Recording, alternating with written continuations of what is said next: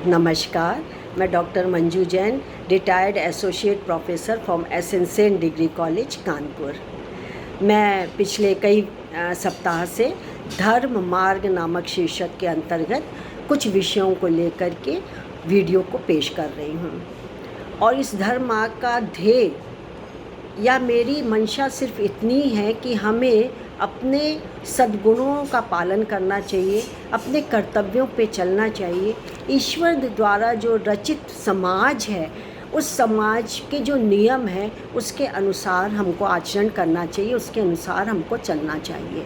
तो कई विषयों को लिया जिसमें कि मैंने सबका जिस्ट वही है कि प्रेम से रहिए, जीवों पे दया करिए, अहिंसावादी बनिए, किसी पर हिंसा ना करिए, दया का भाव रखिए, वगैरह वगैरह। मैंने कई विषय लिए हुए हैं। तो आज का विषय है मित्र दृष्टि।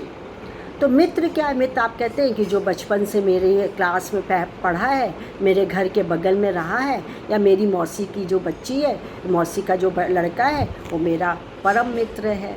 सही बात है, हमारे भी ये जो बचपन से अब तक हैं वो मेरी सहेली, यानी जिससे कि आप सुख दुख बांट सकती हूँ। अपनी सारी बातें जो आप घर में भी लोगों से शेयर नहीं कर पाती हैं, वो बातें आप अपने सखा को, मित्र को बताती हैं। तो उसी को हम लोग कहते हैं मित्र के नाम से, सखा के नाम से, हमारा सबसे अच्छा दोस्त है, इसके नाम से हम जानते हैं। तो और लोगों का ये कहना है कि मित्र तो ईश्वर सबसे अच्छा मित्र है। तो मित्र आप उससे हर बात करते हैं, उनकी हर बात मानते हैं, और वही आप सुख दुख का साथी है। जो उसने नियम बना लिए हम उसी के अनुसार ही चलते हैं। वो कभी हमारा बुरा नहीं चाहता है और मित्र भी नहीं चाहता है। तो क्यों न हम भगवान को अपना मित्र माने, या क्या सच में भगवान ही हमारा मित्र है? चलिए देखते हैं।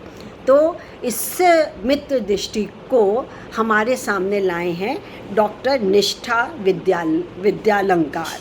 निष्ठा जी, आपका बहुत बहुत धन्यवाद कि आपका कहा हुआ जो कही हुई बात है वो मैं लोगों तक पहुंचा रही हूँ, क्योंकि मुझे बहुत अच्छा लगा था ये, और मैं चाहती हूँ कि हर कोई ये लाभ उठा सके। चलिए शुरू करते हैं। मित्र वह है जो स्नेह करता है, प्यार करता है, जिससे स्नेह किया जाता है। वह दूसरों के सुख में सुखी और दुख में दुखी हो जाता हो। यजुर्वेद के एक मंत्र है जिसका भावार्थ यह है कि ईश्वर से यह प्रार्थना की गई कि वह मुझे दृढ़ करे, सारे प्राणी मुझे इस दृष्टि से देखें और मैं सभी प्राणियों को मित्र दृष्टि से देखूं। ये यजुर्वेद में कहा गया है। हम सब एक दूसरे को मित्र दृष्टि से देखें। हम स्नेह और सद्भाव से संपूर्ण संसार को वश में कर सकते हैं। समस्त मानव परमेश्वर की संतान है। हमें चाहिए कि हम अपनी इस वास्तविकता को पहचान कर सहयोग, सामंजस्य, मित्रता और सहानुभूति का दृष्टिकोण अपनाकर जीवन और अपने आचरण और व्यवहार में दृढ़ता प्राप्त करते हुए विश्व में मित्रता स्थापित करें। मतलब पूरे विश्व में यदि हम सद्भाव और सहजता, सामंजस्य फैला दें, हर एक से हम अच्छे से व्यवहार करें, दूसरा हमसे अच्छा व्यवहार करे, हम शुद्ध आचरण के हों, तो हमारा सारा विश्व ही हमारा मित्र बन सकता है।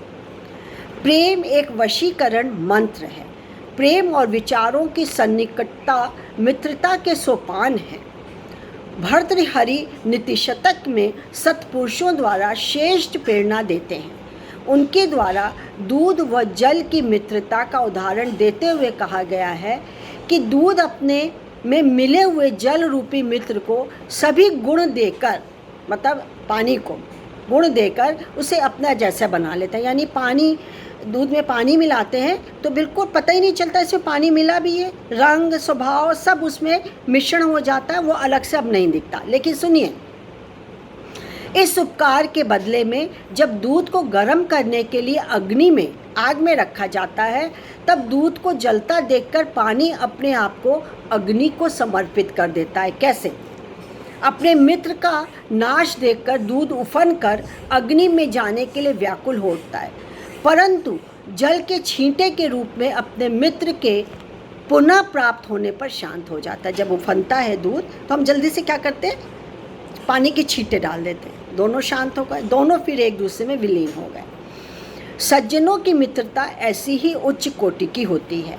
ऋग्वेद के एक मंत्र में कहा गया है कि ईश्वर सदा सर्वदा जीव के साथ जुड़ा रहने वाला एकमात्र मित्र है। देखिए, हम ईश्वर की चर्चा कर रहे थे कि ईश्वर ही हमारा मित्र बन सकता है। वह कभी साथ नहीं छोड़ता है। वह सुख दुख, सुदिन दुर्दिन, जीवन मरण में सर्वदा जीवात्मा के साथ जुड़ा रहने वाला एकमात्र मित्र है। अतः उसके कर्मों को देखते रहना चाहिए, क्योंकि इन्हीं से हमारे कर्तव्य, कर्म, सत्य, आचरण व व्यवहार निश्चित होते हैं। और इस व्यवहार को निश्चित करते हुए या होते हुए हमारे संकल्प पूर्ण होते हैं। सामवेद में कहा गया है कि परमात्मा की ध्यानशाला में हमारी बुद्धि शुद्ध होकर पवित्र हो जाती है। उस ईश्वर की मित्रता में हम दुखी ना हों। प्रभु का सखा बनने के लिए गुणों की समानता अपरिहार्य है। सद्गुणों को विकसित करने के बाद जब प्रभु मिलन की भावना तीव्र होती है तो संसार के विषय सुखों का आकर्षण फीका हो जाता है। बहुत अच्छी बात कही है और इससे मैं पूरी तरह से सहमत हूँ। आज के लिए बस इतना ही। नमस्कार।